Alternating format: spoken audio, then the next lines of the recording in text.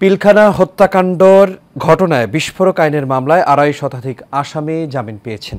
কেরানীগঞ্জের কেন্দ্রীয় কারাগারে স্থাপিত অস্থায়ী আদালতে রোববার শুনানি শেষে এই আদেশ দেন ঢাকার বিশেষ ট্রাইব্যুনাল ১-এর বিচারিক ইব্রাহিম মিয়া। এদিকে আসামিদের স্বজনরা সকাল থেকেই কারাগারের মূল ফটকের সামনে অবস্থান করছেন। প্রিয়জনদের জামিনের জন্য তাদের প্রার্থনা করতে দেখা গেছে। বিস্তারিত রকিব মানিকের রিপোর্টে।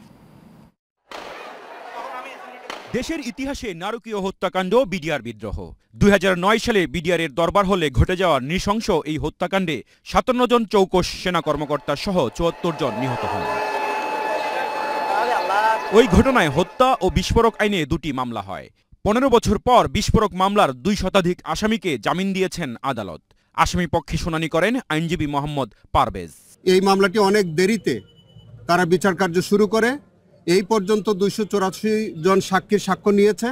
১২৬৪ জন সাক্ষী চার্জশিটে উল্লেখ আছে। প্রসিকিউশন টোটাল কয়জন সাক্ষী নেবেন আমরা জানি না।